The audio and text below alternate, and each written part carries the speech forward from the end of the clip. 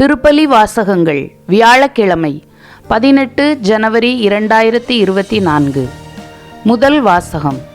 என் தந்தை சவுல் உன்னை கொல்ல தேடுகிறார். சாமுவேல் முதல் நூலிலிருந்து வாசகம். அதிகாரம் 18 வசனங்கள் 6 முதல் 9 மற்றும் அதிகாரம் 19 வசனங்கள் 1 முதல் 7 வரை. அந்நாட்களில் தாவீது பெலிஸ்தியனை கொன்றபின் வீரர்கள் வீடு திரும்பிக் கொண்டிருந்த போது இஸ்ரேலின் எல்லா நகர்களிலிருந்தும் பெண்கள் ஆடல் பாடலுடன் அரசர் சவுலை சந்திக்க வந்தனர். அவர்கள் கஞ்சிராக்களோடும் நரம்பிசை கருவிகளுடனும் மகிழ்ச்சி பாடல் எழுப்பினர். அப்பெண்கள் அப்படி ஆடி பாடுகையில், சவுல் 1000 பேரை கொன்றார், தாவீதோ 10,000 பேரை கொன்றார் என்று பாடினர். இந்த வார்த்தைகள் சவுலுக்கு அறவே பிடிக்கவில்லை. அவர் மிகவும் சினமுற்று, அவர்கள் தாவீதுக்கு 10,000 பேர் என்றனர், எனக்கோ 1000 பேர் மட்டுமே என்றனர். அவனுக்கு இன்னும் குறைவாக இருப்பது ஆட்சி ஒன்றுதான் என்று கூறினார். அன்று முதல் சவுல் தாவீதை பொறாமை கண்கொண்டு பார்க்கலானார்.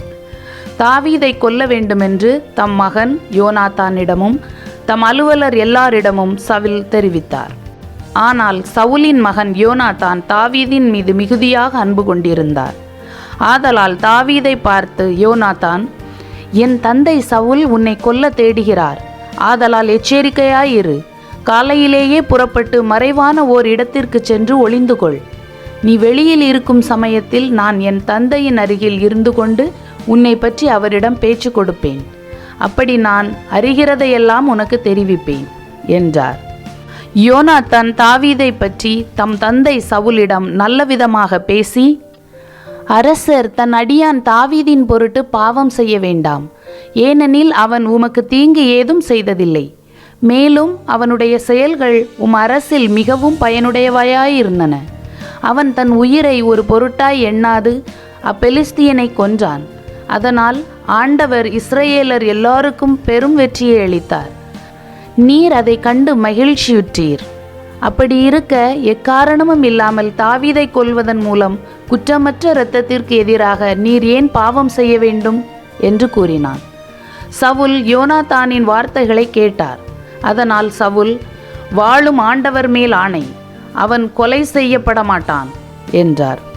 பின்பு யோனாத்தான் தாவீதை அழைத்து இவ்வார்த்தைகளை எல்லாம் அவருக்கு கூறினார். மேலும் யோனாத்தான் தாவீதை சவுலிடம் அழைத்துச் செல்ல முன்பு போலவே தாவீது அவரது பணியில் ஈடுபட்டார். இது ஆண்டவரின் அருள்வாக்கு. இறைவா உமக்கு நன்றி. பதிலுரை பாடல்.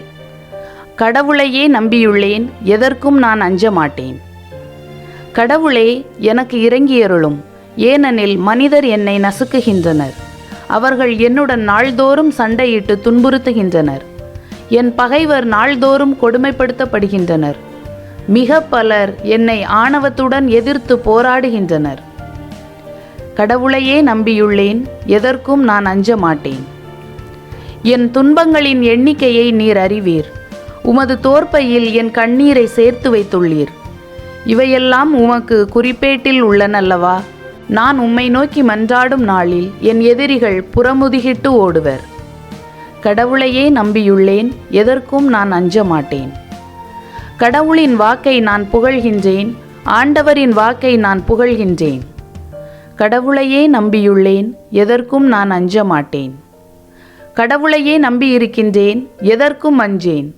மானிடர் எனக்கு எதிராக என்ன செய்ய முடியும்? கடவுளே, நான் உமக்கு செய்த பொருத்தனைகளை மறக்கவில்லை. உமக்கு நன்றி பலி செலுத்துவேன். கடவுளையே நம்பியுள்ளேன், எதற்கும் நான் அஞ்ச மாட்டேன். நற்செய்தி வாசகம். இறைமகன் நீரே என்று தீய ஆவிகள் கத்தின. இயேசு தம்மை வெளிப்படுத்த வேண்டாமென சொன்னார். மார்க்கு எழுதிய தூய நற்செய்தியிலிருந்து வாசகம். அதிகாரம் 3 வசனங்கள் 7 முதல் 12 வரை. அக்காலத்தில் இயேசு தொழுகை கூடத்திலிருந்து புறப்பட்டு தம் சீடருடன் கடலோரம் சென்றார். கலிலேயாவில் இருந்து பெருந்திரளான மக்கள் அவரை பின்தொடர்ந்தனர்.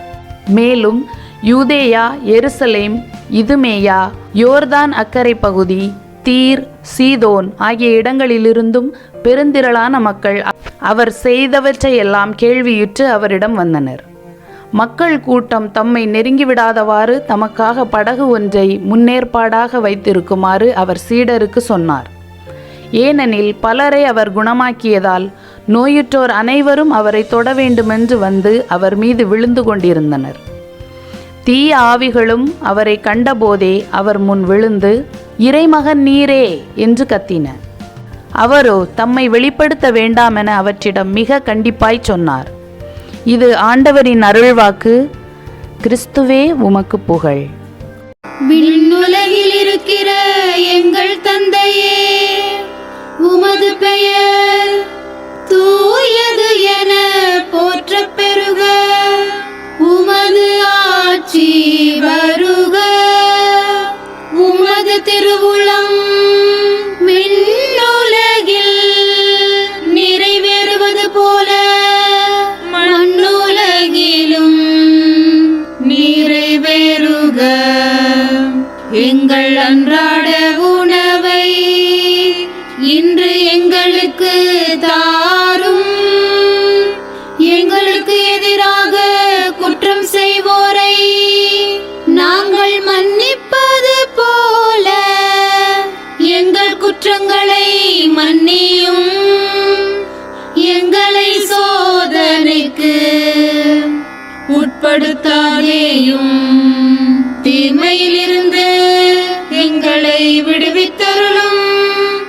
மிகவும் இரக்கமுள்ள தாயே, உமது அடைக்கலமாக ஓடி வந்து உம்முடைய உதவி நன்மைகளை இறந்து உம்முடைய பரிந்துரையை கெஞ்சி கேட்ட ஒருவராகிலும் உம்மால் கைவிடப்பட்டார் என்று உலகில் சொல்ல கேள்விப்பட்டதில்லை என்பதை நினைத்தருளும். கண்ணியருடைய அரசியான கண்ணியே, தயையுள்ள தாயே, இத்தகைய நம்பிக்கையால் தூண்டப்பெற்று உம்முடைய திருவடியை அண்டி வருகிறேன். பெருமூச்சுடனும் அழுகையுடனும் பாவி நான் உம் கருணைக்கு காத்துக்கொண்டு உம் திருமுன் நிற்கிறேன். மனு உருவான வாக்கின் அன்னையே, என் மன்றாட்டை புறக்கணியாமல் எனக்காக தயவாய் வேண்டிக் கொள்ளும். ஆமேன். அமலோற்பவியான புனித மரியாயே, பாவிகளுக்கு அடைக்கலமே, இதோ உம்முடைய அடைக்கலமாக ஓடி வந்தோம். எங்கள் பேரில் இரக்கமாயிருந்து எங்களுக்காக உம் திருமைந்தனை வேண்டிக் கொள்ளும்.